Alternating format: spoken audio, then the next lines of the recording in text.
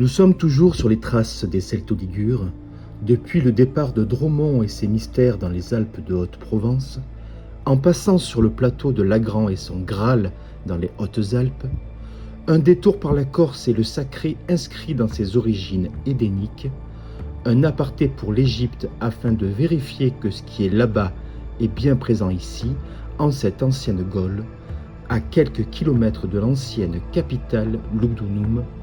Bienvenue à Roanne. Bienvenue dans le Rouennais et ses alentours, sur les traces druidiques, templières et sacrées. Roanne est dans la Loire, département 42. Un petit clin d'œil au romancier et mathématicien Douglas Adams dans son guide du voyageur galactique, 42 étant la réponse de « À quoi sert la vie, l'univers et le reste ?» Il ne fait aucun doute que des réponses intelligibles celles-ci n'ont pas tardé à se présenter à nous.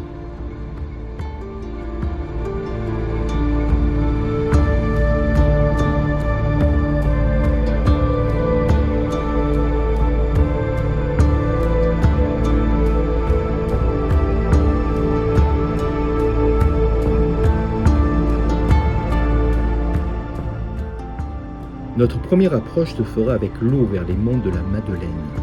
Il est cocasse de constater que c'est la départementale D8 qui borde les collines de la Sainte-Dame. Le D, en langue des oiseaux, c'est une porte, mais également l'objet d'un jeu, un jeu de dés, ou une porte qui s'ouvre pour le jeu, le soi.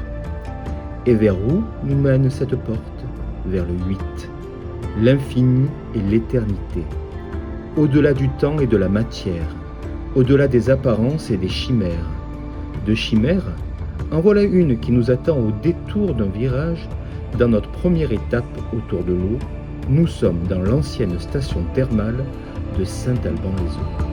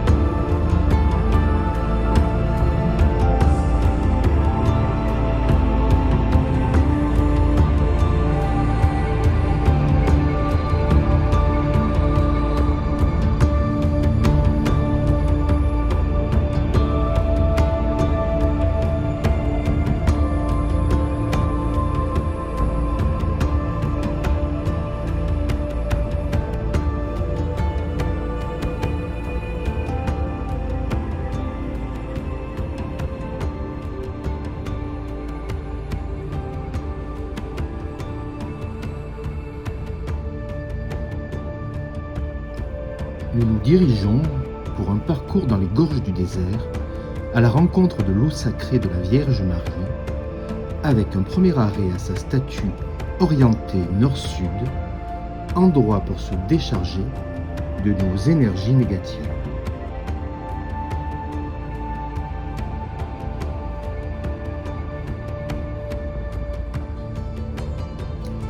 Si les ablutions pour percevoir l'invisible n'ont pas été réalisées au lavoir, nous pouvons le faire tout au long du parcours par cette eau pure et structurée.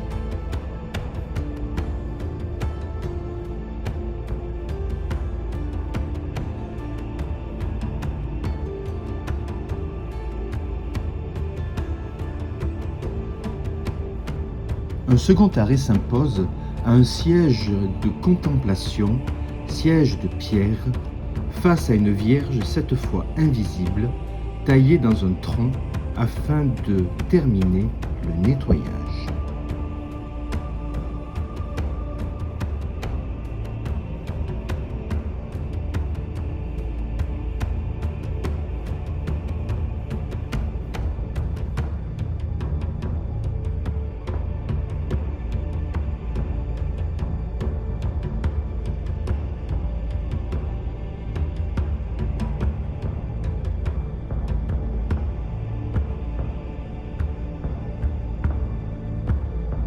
Enfin, la cascade, se remplir d'énergie, abreuver nos cellules en conscience et pour terminer, gravir la draille et monter sur l'aplomb pour recevoir les énergies d'en haut.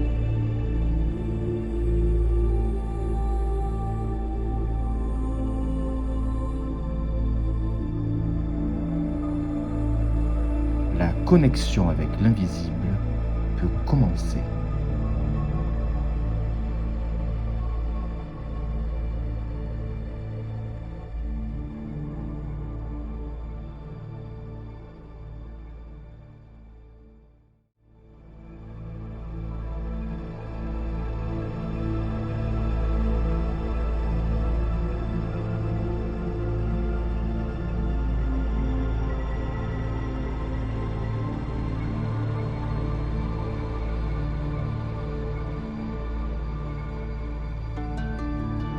Nous repassons les portes des monts de la Madeleine pour nous diriger à 15 km au nord de Roanne, au village de Bénisson-Dieu.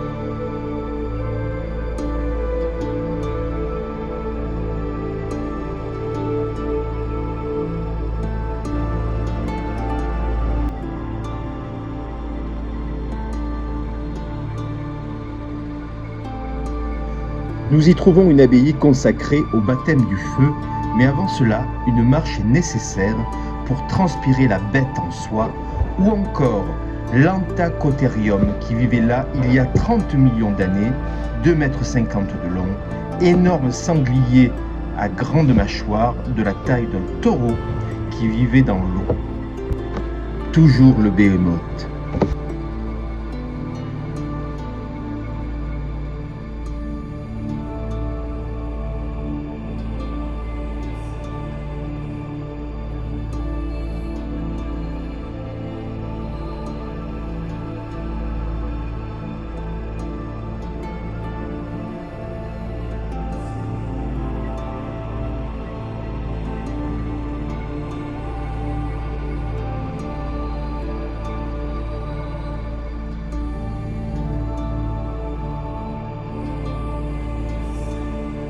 La marche se continue sur le sentier qu'empruntaient nos ancêtres entre 45 000 et 12 000 ans avant Jésus-Christ.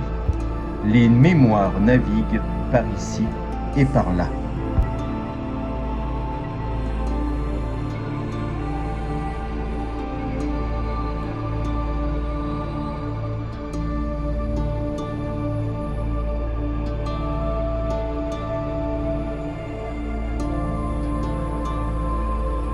De retour à l'abbaye, nous n'y pénétrons pas tout de suite.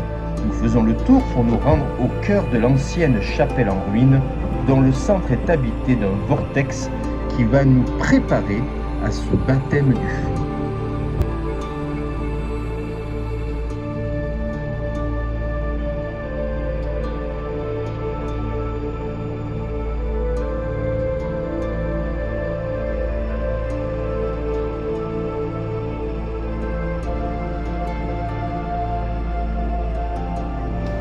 Nous voici donc en cette abbaye dédiée à Saint Michel et fondée le 29 septembre 1138.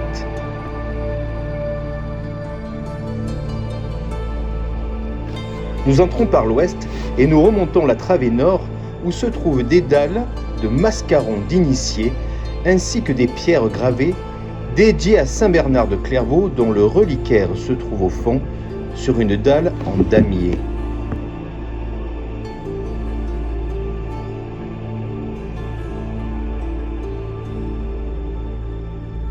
Saint Bernard de Clairvaux était l'intercesseur entre les moines cisterciens et les moines templiers de la Seconde Croisade.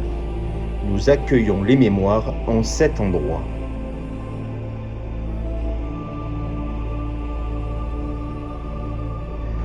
Nous traversons en restant quelques secondes face à l'autel pour nous rendre côté sud en recueil à la Vierge Noire.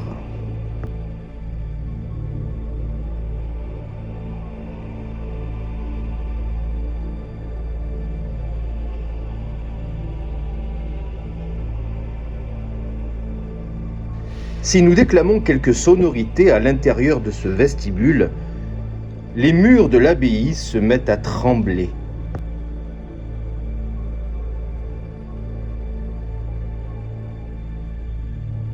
Nous marchons ensuite quelque peu sur le dallage de la première église avant de nous recueillir auprès de la chapelle de la Vierge Marie où les fresques au plafond et sur les murs semblent pénétrer notre réalité.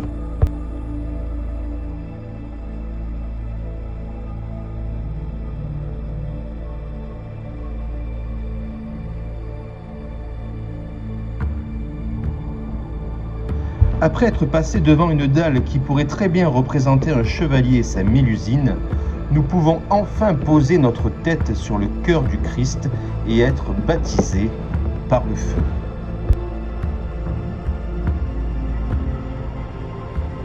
Les sensations et émotions sont bien sûr subjectives. L'expérience du Sacré-Cœur reste néanmoins incommensurable et indescriptible.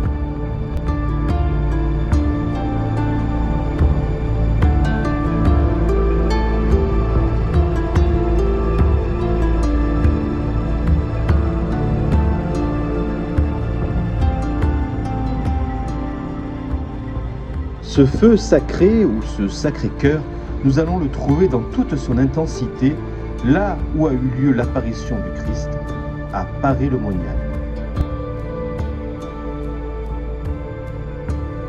Devant la chapelle de la Visitation, là où le Christ est apparu à Marie-Marguerite, la colonne vertébrale fluctue comme un serpent.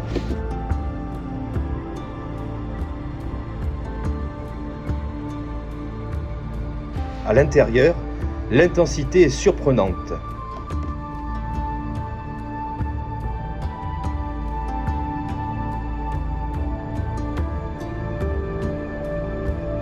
La basilique et les jardins sont extraordinaires. Il y règne un sentiment d'amour et de sérénité.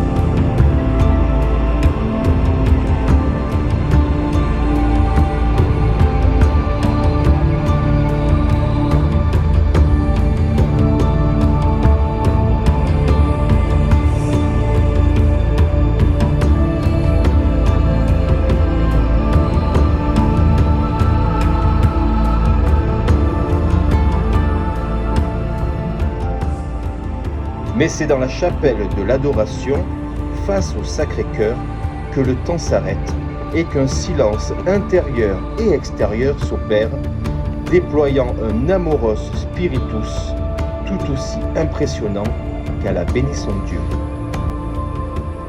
Une vidéo sera consacrée au musée du Hiéron du Val d'Or. Nous nous quittons avec quelques images de la somptueuse chapelle de la Colombière.